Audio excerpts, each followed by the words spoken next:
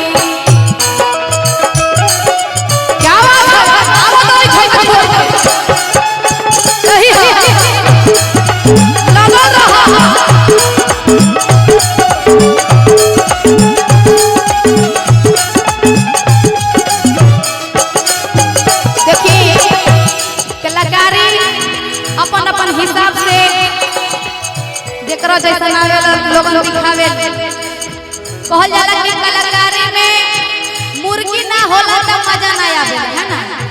कि घर में के भुरकी आ माथा पर के चुरकी, आ कलाकारी में मुर्गी ना होला त मजा ना आवे।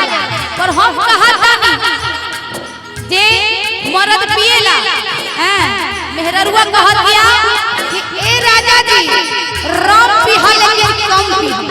हे राजा जी राम पीहा लेकिन कम पीहा, ललका पीहा लेकिन हल्का पीहा। हे राजा जी राम पीहा लेकिन कम पीहा, ललका पीहा लेकिन हल्का पीहा। हाई देसी ना हौ विदेशी पीहा, हौ विदेशी पीहा। एक बार जोरदार ताली बजाएंगे आप लोग और कहेंगे क्या? धके वाला चोरी नहीं, मुर्गी के भाव लेके, मुर्गी लेने के बाद उठ के बैठे के बाद, अब बैठे के दिखावे के बाद, है ना?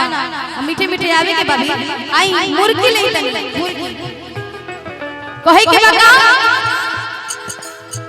धके वाला चोरी नहीं खूब झका झोरे दहिया पचड़ी के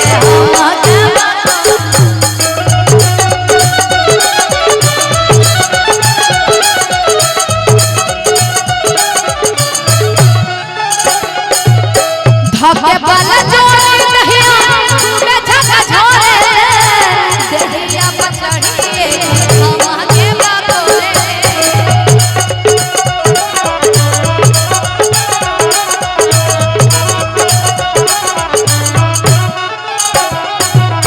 मारे खाती दौड़े लेके बसावा के गावा, मारे खाती दौड़े लेके बसावा के गावा।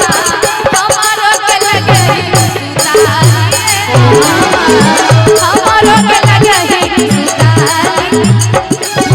धुन हम देंगे भैया, धुन हम देंगे और बजाइएगा। कहेंगे क्या?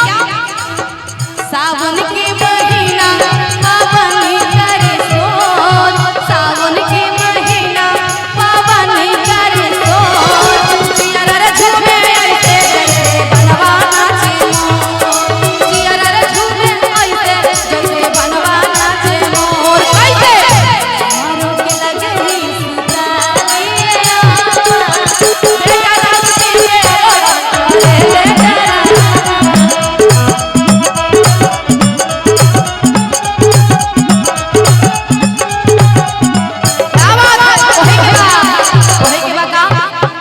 अच्छा लगा था चाचा जी? आधी आधी रतिया के हाथी पर आवे रे पीपी के बाड़ी हमारा के जगावेले।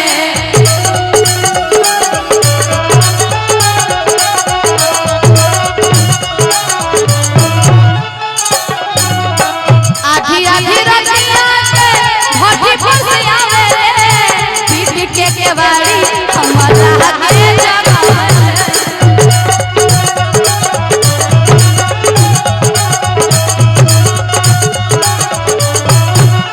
और वही के बाद कैसे बिछावेली बिछौना रोज देखावेली घामा